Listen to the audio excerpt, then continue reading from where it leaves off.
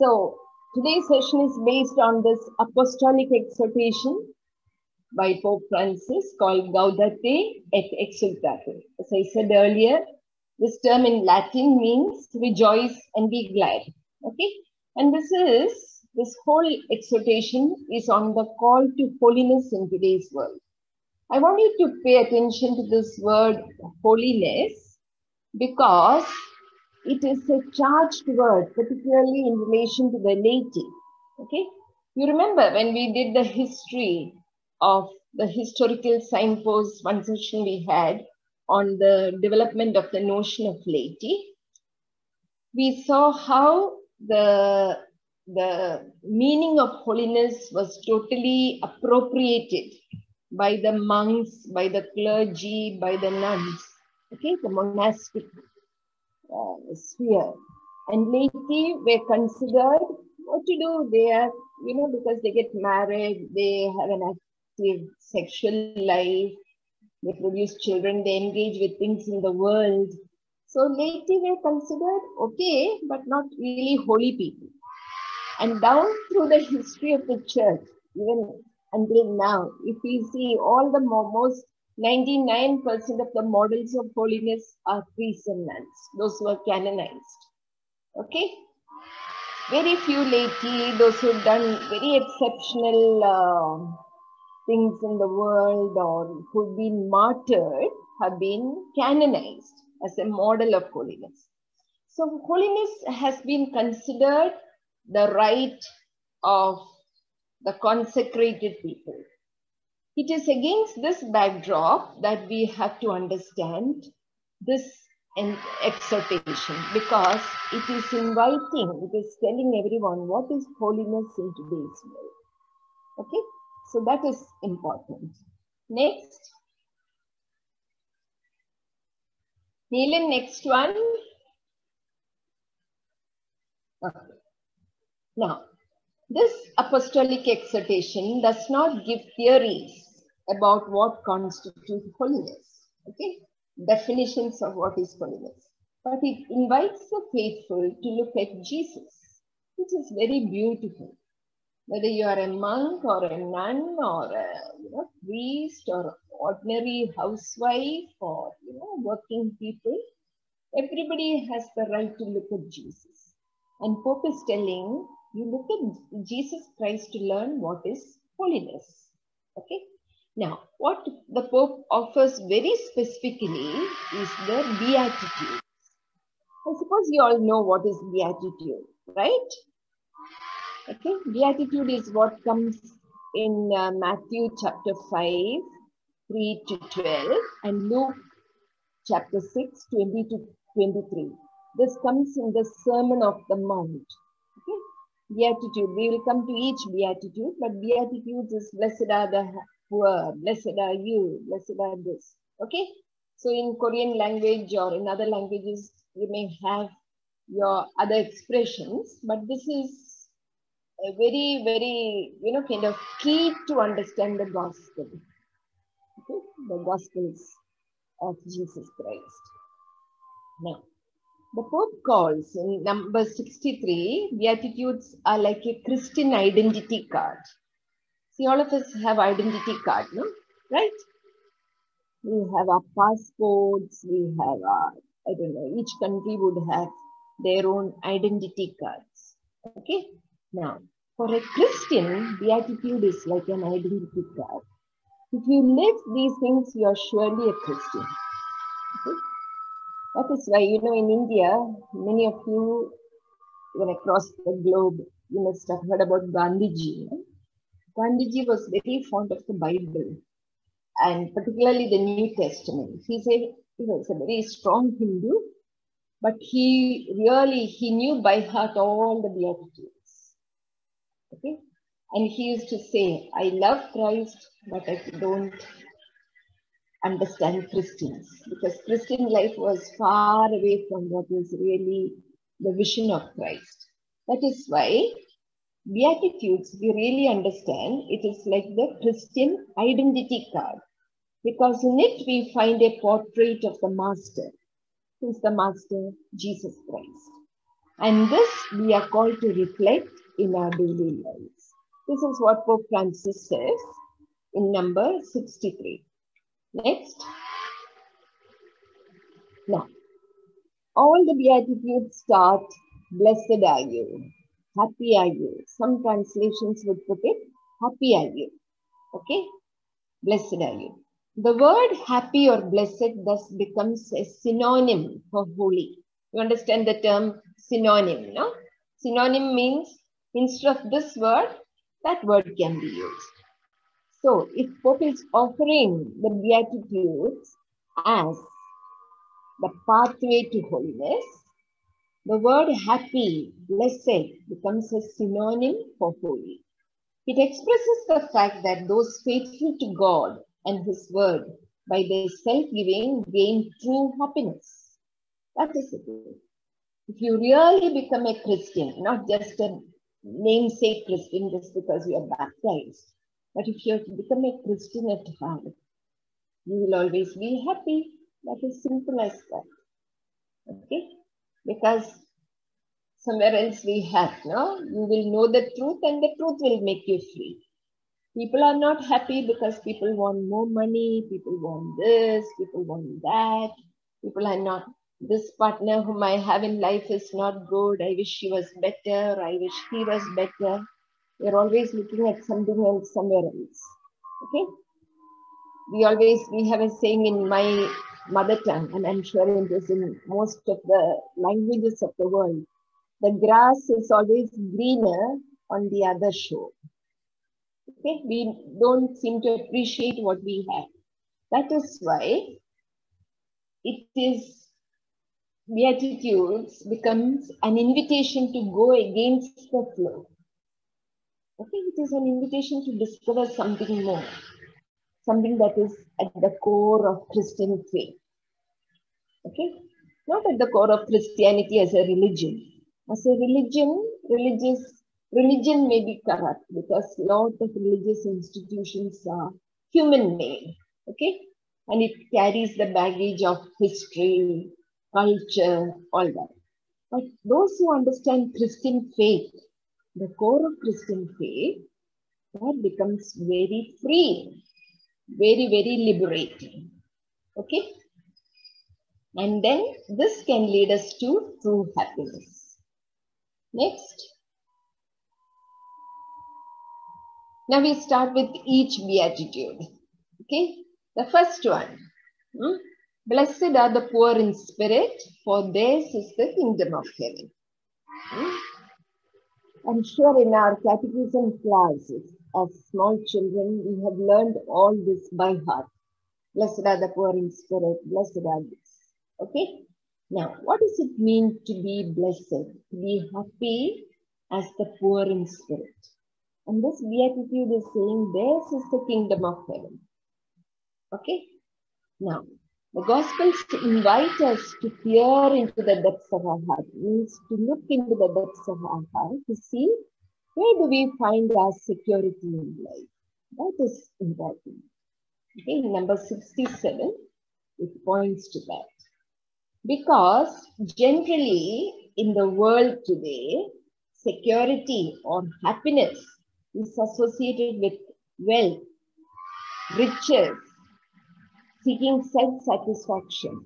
As I said earlier, if I get this, if I get that, okay? Consumerism. You remember? In another class we said, one major problem of the modern culture is consumerism. People want to take more, have more cars. Okay, if I have one car in many places, even in India, which is supposed to be a poor country, many families have one car for one individual. Okay, if they are middle class or upper middle class. And after some time, they're not happy. Oh, this car is a bit outdated. I want the latest model. So people find their security in riches. Okay, and in satisfying things for oneself. Whereas Jesus calls those who are poor in spirit happy.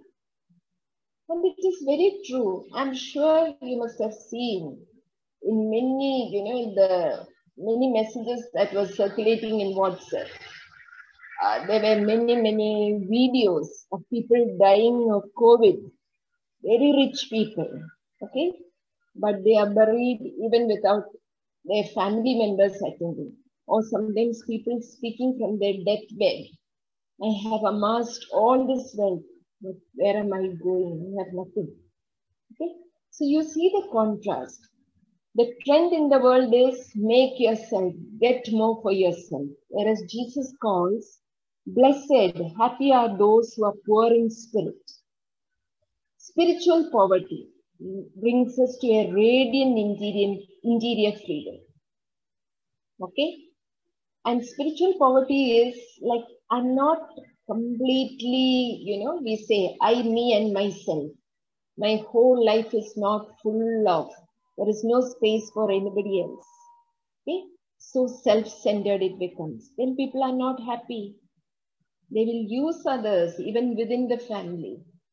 Whereas people who are poor in spirit, maybe they have money, they are wealthy, but if they are poor in spirit, they are ready to share. They are ready to see the concerns of others. So poverty in spirit, okay, is also about simplicity in life. Okay? We need money, but let us not live for money. Money is not everything. Comforts are not everything. Okay? The poorer people become happier they are. I'm not talking about, I'm not idealizing destitution or misery. Everybody needs to live a dignified life. Okay? But in almost all our countries, and India is a typical example, the rich are so rich, okay, and still they are not happy, and the poor are extremely poor. Okay? That is why this Christian vision is very important in today's world. Wherever, whichever country we are in. And that is holiness. That's what Pope Francis is inviting us to understand. Okay, next.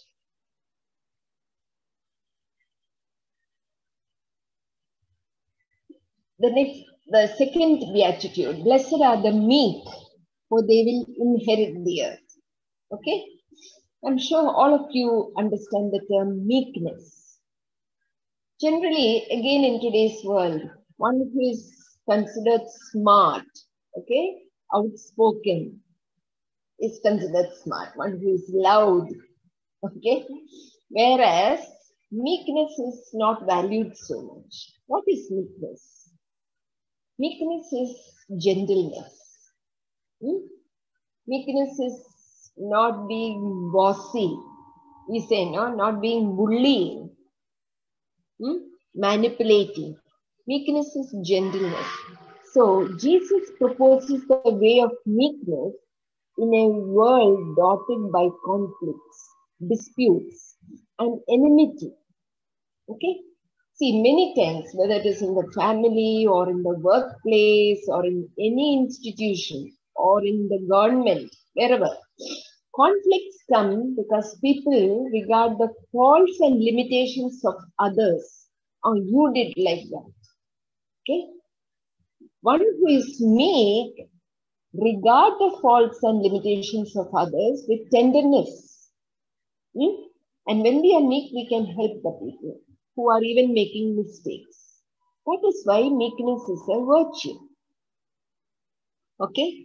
Because wherever we are living together, working together as human beings, there will be limitations. All of us have. Okay? All of us have our own strengths and our own weaknesses. Okay? See, somebody who is aggressive, gets angry all the time, we look at the faults of others. They are not ready to accept somebody else's limitation. That is why there are more and more conflicts, okay, in the world. Whereas meekness helps us to understand others. We have to see this also with another text that is part of the Sermon of the Mount. Before you take out the speck from your brother's or sister's eye, remove the log from your own eye. Okay? See, we are very smart, good in finding fault with others. Meekness helps us to be gentle. That is why in Matthew 11:29, Jesus says, "Learn from me, for I am gentle and humble of heart, and you will find rest for your souls." So, reacting with meekness and humility is holiness. That is the second beatitude. And that will really make us happy, because we are not negative all the time, finding fault with others. Okay? We can have people, we ourselves have faults, others will have faults. That is existential human reality. Okay? Everybody has faults, but how can we handle that? How do we relate? And I think we have to experiment with all these truths, and see how happier we become. That is why Jesus says, "Blessed are the meek, for they will inherit the earth." They will have things, because they can negotiate. The earth doesn't mean literally land, property. Okay, access to resources, because lot of conflict happens when over resources, and these resources can be things. These resources can also be time. It can be our work. Many things. It can be money. So meekness will help us to relate, understand the other, give what is due to the other. Okay, that is why reacting with meekness, relating with meekness is holiness. Okay, next one. The next beatitude is, "Blessed are those who mourn, for they will be comforted." Okay, the Pope reminds us that the world tells us exactly the opposite.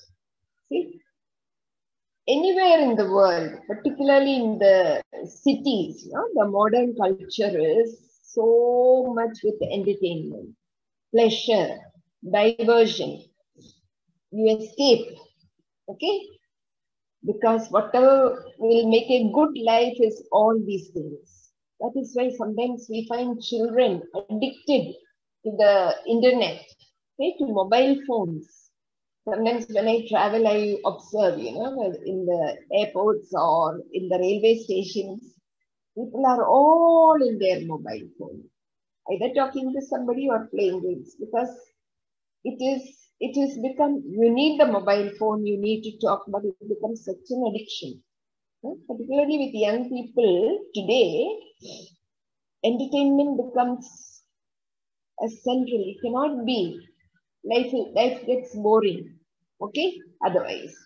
So, in that, when people are looking at, I need all the time, suppose I need this, I need that to make me happy, then we tend to ignore problems of sickness, sorrow in those around us. This could happen in the family, okay? The children, the elderly. Every family has somebody who needs more care, right? Okay. So suppose one person in the family says, no, I can't, I need to sleep. And if the child is very sick, it is your duty, you take care. Then the one person who is caring in the family, that can be a father, that can be a mother. Okay, that person will be exhausted because I want to sleep comfortably. Okay, that kind of selfishness, self-centeredness will make us go away, escape from the reality of pain that is in life. Everybody's life will have experiences of pain, experiences of sickness. Okay? Maybe we have older parents living with us. And this needn't be in the family. Maybe everything in my family is okay. But what about things happening outside of my family, in my neighborhood, in my country, or in the world? Okay? We've been, as All Forum Paul, just before starting this session, he spoke about the webinar he had on Myanmar. Okay? Why is that their suffering should matter to us? Okay? Because We are a family as human beings. And the church as Christians. Their pain should become our pain also. No. A person who sees things as they truly are and sympathizes with the pain and sorrow is capable of touching life's depths and finding authentic happiness. Okay? So that is why Jesus invites, blessed are those who mourn, because our world, our life is not stuck on what gives me pleasure, on what entertains me 24/7. Okay? And I want to keep away from sickness and pain and sorrow. You know the story of Buddha, right? As a prince, he was kept away from all the miseries in life. Okay? And then till his youth. And once he went out of the walls of the palace and he saw life in the reality of life. Okay? On the streets, pain, hunger, sickness, death. Okay? All that. And then he was led to touch the depths of life. Because life is not a bed of roses for anybody. And it is very important that we learn to see the good parts of life and not so good parts. Not so entertaining parts of life. Okay? Within ourselves, in our families, in our community, widen the circle, in our country, in our world. Okay? That the pain outside of me becomes my pain also. Buddha got enlightenment once he saw the reality of life. He was awakened. And that was holiness. It's so beautiful. And Buddha was not a Christian, no? Okay? So, that is why Jesus says, blessed are those who mourn, they will be comforted. So, knowing how to mourn with others, that is holiness. Next one.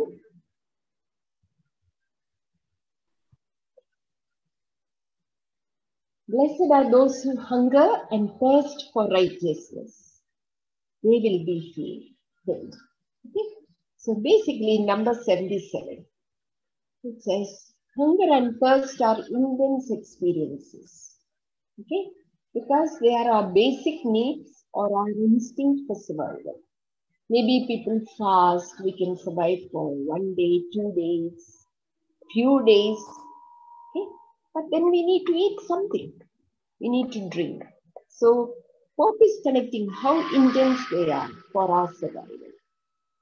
So Pope is inviting us, apply the same thing in you hunger and thirst, not just for physical food and drink, but for righteousness. That is what the Beatitude is telling us. Righteousness is another word for justice.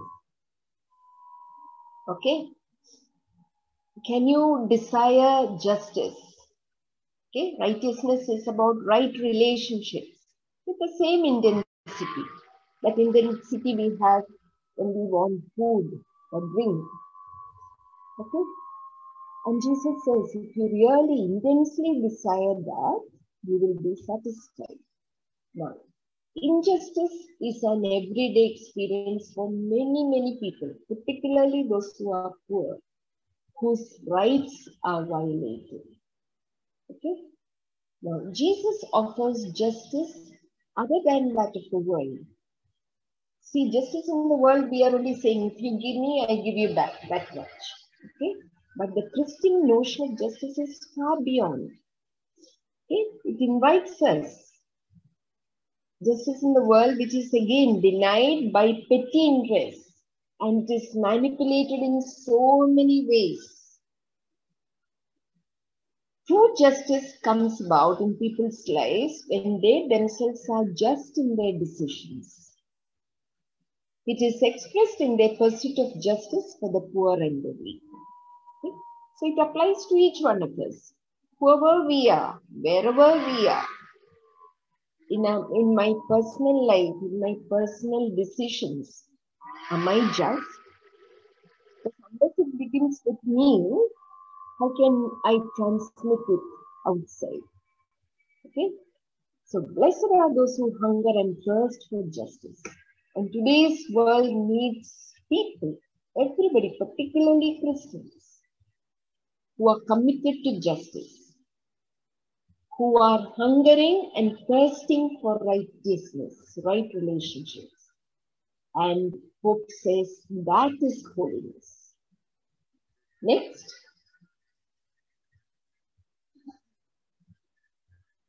Next one. Blessed are the merciful. They will receive mercy. All of us understand what is mercy. Okay. Mercy has two aspects. Mercy, kindness. It involves giving, helping, serving others. Okay, that is physically reaching out to somebody who is in need. When we are mercy, you see someone who is hungry and you feel sorry for them. Okay, to other human beings, you may feel sorry for animals that are wounded. Okay, now the whole care of the earth. Okay, you feel pain for the earth that is drying up. Okay. Now, every evening, even when I don't have time, I will run to my garden and water the plants because they are, here the heat is very scorching heat during the day. Okay. So the plants are also kind of waiting. They also need our mercy. So that is one part of mercy. Another part includes forgiveness and understanding. And this connects to meekness. Only when we can forgive somebody, only those who are merciful can forgive. Because you go beyond what is hurting, what you think is somebody's fault. So that is why the golden rule applies here. In everything you do to others as you would have them do to you. Okay? Matthew 7:12. Or we have in Matthew 5:48. Be merciful as your heavenly Father is merciful. Another version for that is be perfect as God is perfect. Okay. So mercy is something very, very basic to life. See, we have another parable, no? In Matthew 18:33. The parable of the servant, okay, of the master who waives the debt of the servant, but the servant goes back to somebody who owes him, pulls him up and says, you repay me now. And then the master says, or God says, should not you have had the mercy on your fellow servant as I had mercy on you? Okay, that parable. So it is, God is so merciful in spite of our limitations, in spite of our sins, in spite of our failures. God looks at us with mercy. So can we look at others in our lives, others outside of our family circles, community circles with mercy? So the Pope says, seeing and acting with mercy, that is holiness. Because this is about holiness, which you and me, ordinary people, can practice in our everyday life. We don't need to be canonized by Rome for doing this. We can be simply, wherever we are, start being merciful. And there you are becoming holy. Next.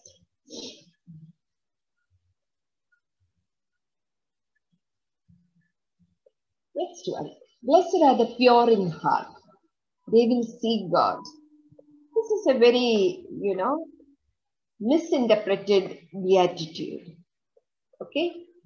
Whereas it is some very, very beautiful beatitude. This beatitude speaks of those whose hearts are simple. Okay? Pure, undefiled. For a heart capable of love admits nothing that might harm. weaken or endanger that love. Okay? That means to say, hearts that are pure means hearts that are simple, childlike. See, in the Gospels, Jesus brings all the children to him, no? Puts children on their lap, on his lap. And what does the text say? Unless you become like little children, you cannot enter the kingdom of heaven. Okay? So, purity of heart, a long time in theology or, in the pre-Vatican II theology or moral theology, purity of heart was connected with sex. Okay? Any sin against the purity of heart was considered the sexual sin, getting bad thoughts or anything connected with sex. Whereas the real purity of heart is the simplicity. Okay? That is why Jesus could sit with tax collectors, sinners along with him, could eat and drink with them. He invited all of them to his table fellowship, okay, where he would dine. And the Pharisees could not understand that. No? Pharisees blamed him, see, with whom he is eating. Because Jesus could say, even though they were labeled sinners, their hearts were very pure. That is purity of heart. The simple hearts capable of loving. Okay? This reminds us that the Lord expects a commitment to our brothers and sisters that comes from the heart. Okay? Heart means seat of love, your capacity to love. And we have this powerful text, 1 Corinthians 13:3. If I give away all I have, and if I deliver my body to be burned, but I have no love, I gain nothing. Okay? I can have PhD, double PhD, but if I am not capable of loving, I gain nothing. Okay? Maybe I have lot of riches, but I have nothing. I won't be happy. May not be. I won't be happy. That is why happiness comes from being simple at heart, childlike at heart. And that is a heart that loves God and neighbor. That is in Matthew 22. Okay? Genuinely and not merely in words. Then the pure heart will see God. We'll start seeing God everywhere. See Saint Ignatius of Loyola. A great saint. He's found with the Jesuit order.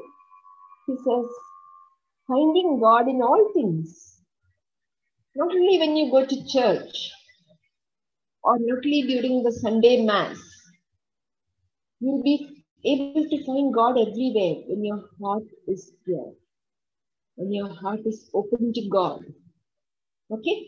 So that is by keeping a heart free from all that tarnishes love. Tarnishes love means all that stains love, all that blocks love. That is holiness. See how beautiful it is. Okay? Because all of us can grow into that holiness without any PhD in theology. Okay? Next. Blessed are the peacemakers, for they will be called children of God. Okay? This beatitude is also eternal. Right? All the beatitudes. See, these were written when the Gospels were written. How many years ago? Centuries of years ago. Thousands of years ago. Means it was probably written, between 50 and 100 CE of the first century. Okay? Now, but these are so timely. We are in the 21st century and this applies, all these beatitudes apply to our lives today. And here it says, blessed are the peacemakers, for they will be called children of God. Okay? This beatitude makes us think of the many endless situations of conflicts and fights in the world. Again, okay? Connected to meekness, connected to mercy, being merciful. because conflicts and fights are inevitable. Now, coming to interpersonal relationships, those who spread rumors about others, those who gossip, okay, those who spread negativity, those who find fault everywhere, they do not bring peace. Such people are the enemies of peace, Pope says in number 87. Peacemakers truly make peace. They build peace. They build bridges of peace. They build friendship in society. To those who sow peace, Jesus makes this magnificent promise. They will be called children of God. Isn't it beautiful? That is why Jesus says, you understand God as your father, as your mother, then you become children. See how deep Christian faith is. Okay? Because when we grow into our freedom, into our commitment as the children of God, automatically we'll become people who make peace. Whether it is in the family, whether it is in the church, whether it is in the larger society or in the world. Okay? Now, it is not easy to make this evangelical peace, which excludes no one. Okay? It is not easy. Maybe it is easier for us when somebody is treating me well, I am very much at peaceful with them. There is no merit in that. Okay? But true peacemakers, true peace, what we understand as evangelical peace, embraces even those who are a bit odd, troublesome, or difficult. Isn't it beautiful? That is the growth into holiness. Because as we said earlier, nobody is perfect. All of us are odd at times. No? All of us are troublesome at times. All of us are difficult at times. That is, if I can understand, the other person is also like me. Okay? Sometimes she or he is difficult, troublesome. But if I am becoming a child of God, I will make peace.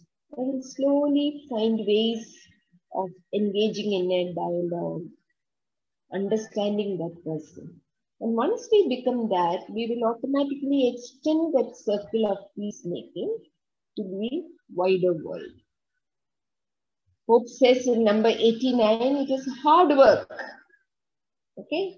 And it calls for openness of mind and heart. And it is not about disregarding conflict. Sometimes people, what they do is they push everything under the carpet, pretend nothing is happening. That is not correct. When there are situations of conflict, we have to address them. We have to see what is happening. Why is that person behaving like this? Okay. So it is about addressing conflict and about resolving conflict, about speaking. Okay, that is peacemaking. So sowing peace all around us, that is holiness. Isn't it beautiful?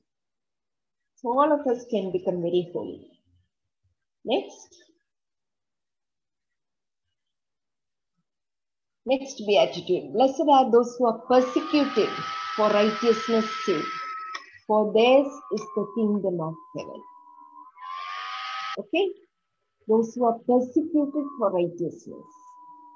Because many people who take a stand for truth and justice get persecuted.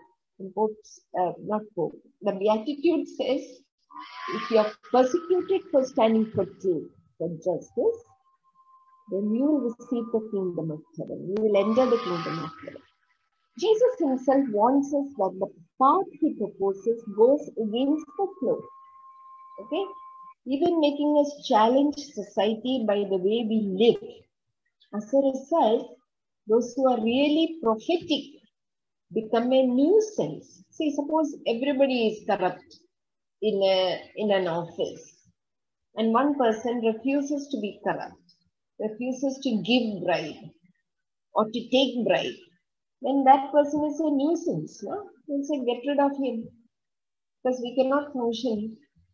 If in India we say, sometimes we generalize and we say all the government institutions, offices, unless you bribe, you don't get things passed. But that needing be only for government offices. Even private institutions can be very corrupt. Okay?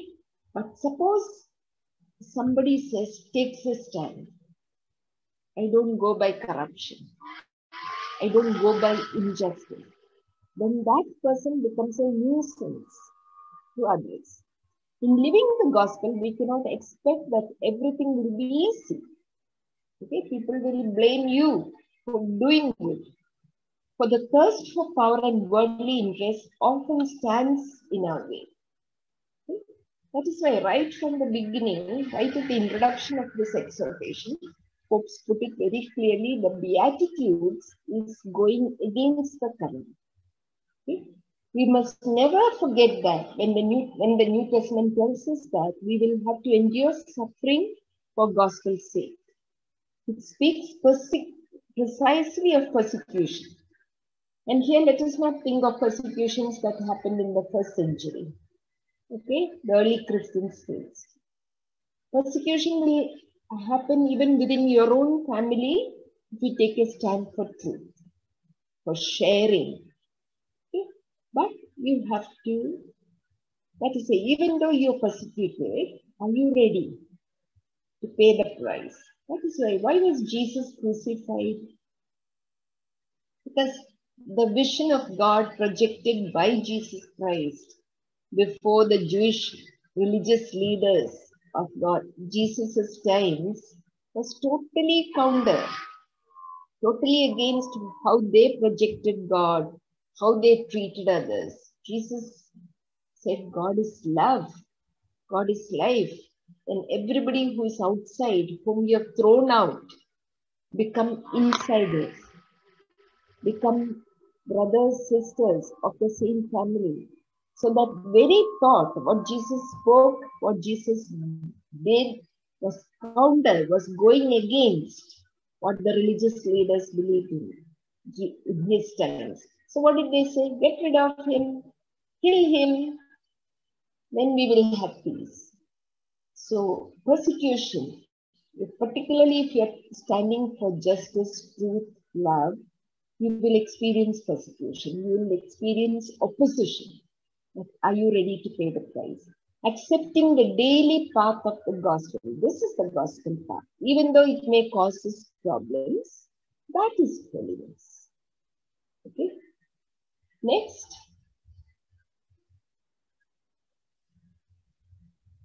Now, we said in the beginning, we are looking at chapter 3 and 4. Chapter 3 elaborates. I have just taken few points to simplify it, and it is very elaborate. But if you are, I invite you, not just if you are interested, let us, find time, sometime when you're making your retreat or you want to take a quiet day of prayer.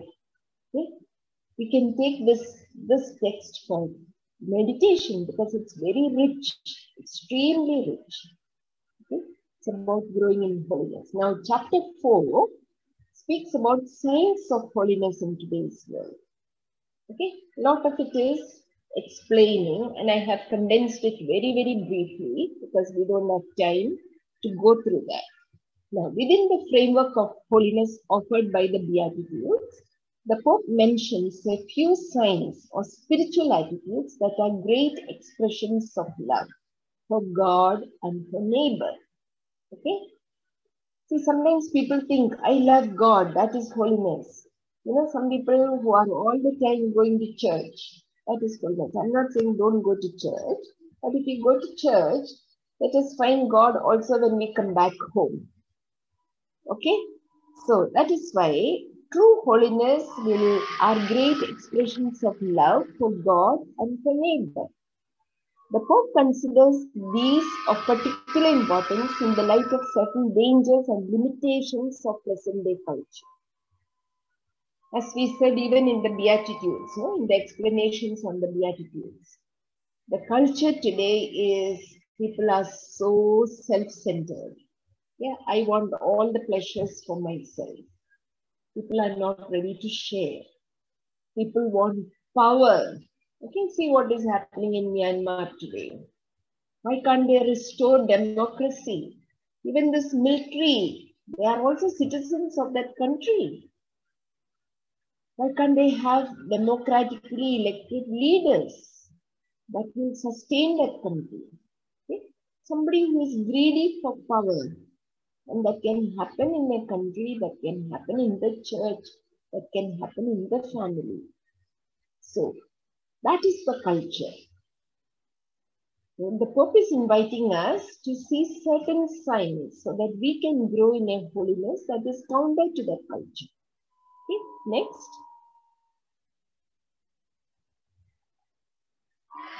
The 5 signs that is given in chapter 4, I'll just put the titles because we don't have time to elaborate, but I really invite you to read them, okay, with time. First sign, the Pope says, perseverance, patience, and meekness. Perseverance. What does perseverance mean? See, now, like, we are living in a world, in a culture where everybody wants instant satisfaction, instant gratification. Okay? Like, for example, we say, no, we are living in an instant world. Everything you can get, the more developed your country is, everything is instant. No? It started with, when I was a young girl and all, we never had instant coffee in India. Okay? Whereas now everything is available everywhere. You just use instant things, use it only once, throw it away. Okay? So what happens? People also become like that. We want people as much as they are useful for us. That is why many people don't take care of the elderly because they are not useful, okay, or productive in our standards. Okay, so perseverance is, or people want, they are at some task. If it brings me success, I will do that. Otherwise, no. Okay, otherwise I quit. Now, perseverance is your commitment. You are committed in good times and in bad, because I believe in the cause I am committed to. Okay? Same thing in our family relationships. Yeah? Suppose a husband or wife loves each other only when you are feeling good about him or her, then there is no perseverance. Okay? So whether it is in your work, whether it is in human relationships, perseverance is the sign of holiness because that shows maturity. Patience. All of us have to be patient to find results. Yeah? See, when you sow a seed, it takes time. Overnight, how much ever manure you put, it won't produce fruit. Okay? So for the fruit to come, it takes time. It needs patience. So meekness, we already explained. So these 3 are very important signs of holiness. Another important sign of holiness, which Pope says, very beautiful, joy and sense of humor. Capacity to laugh at our own mistakes. Sometimes you see people, they are so long-faced, they cannot smile. They are so serious. And people wonder, why are you so serious all the time? Okay? So can we laugh? Sense of humor. Crack jokes. Laugh aloud. Okay? Today, psychologist says when you really laugh, or even medical doctors, medical science would say, when you really laugh from your heart, good hormones are released into your blood. In India, in many places, I have seen there are laughing clubs. People go into the street or in a public space, they stand together. Somebody says start and they all start laughing. Okay? Ha ha ha ha ha. And then it becomes contagious. Everybody will laugh. Hearty laughter. Even though it is an artificial, starting is artificial. Because laughter helps you physically, mentally, and it helps you to let go of a lot of small things we hold on to. Okay, so Pope says even laughter and joy is a sign of holiness. Third one, boldness and passion. You understand what is boldness, right? courage to do things. Courage to walk the path less traveled means even if others are not going that way, when I know I have to do something, I'm ready to take a step. That is boldness. Okay? Courage to risk. And passion. Passion is, you do things with interest. In Spanish, there is a nice word. It says gusto. Gusto is like taste. I like it. So even though when you're doing, suppose your studies can be sometimes very heavy, very boring. But if you're passionate about it, you will study because it will reach or any work you do. I remember when I registered for PhD, my guide used to say, be passionate about the topic you have taken for your research. Okay? Because you need passion. Passion gives you energy.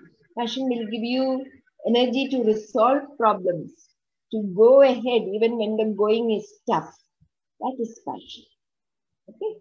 So we have to bring that energy into everything that is life within us, around us. And that becomes sign of holiness. Fourth one, community.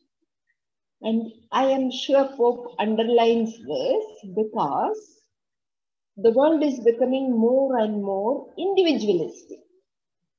Okay, individualism is a very strong characteristic of the present times, the modern world. Okay, see, if we look at our own stories of our grandparents or our tribe, people lived as communities. Okay? Even if you look at in India, if you go to the indigenous peoples, the tribal communities, people have strong sense of community, which we have lost a lot. If you go to rural areas, you'll still find it. Whereas if you go to the urban areas, the big cities, people don't even know who is staying next door.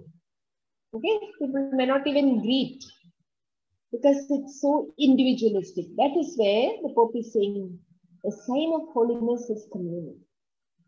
See, many religious sisters are here. The religious sisters community is my community, my congregation. But what Pope is saying, go beyond that. Build communities with the excluded.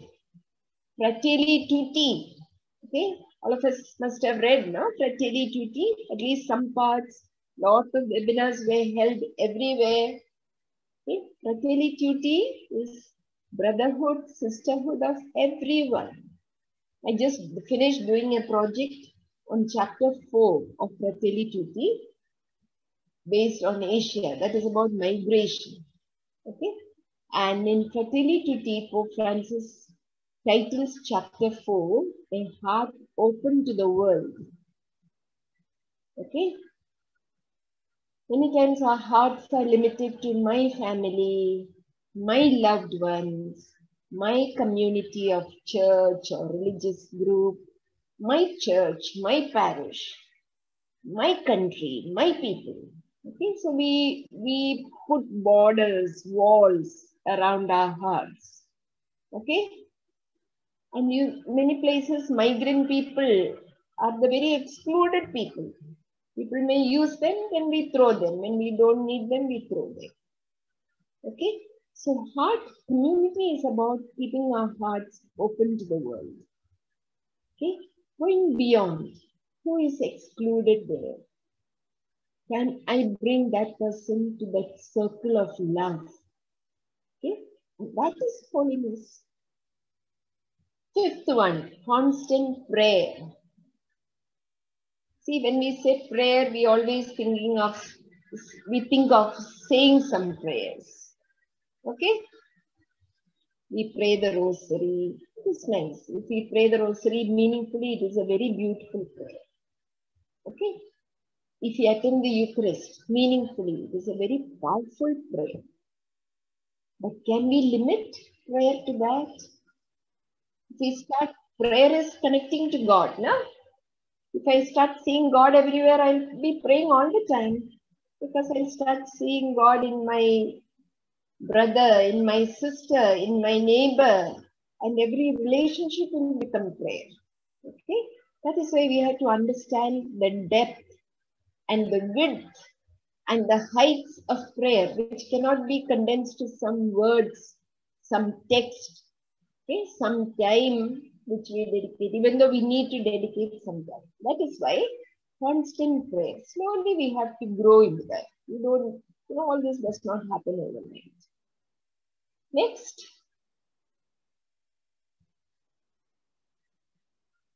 So, before we come to the question, any questions for discussion? Any questions about chapter 3 or chapter 4?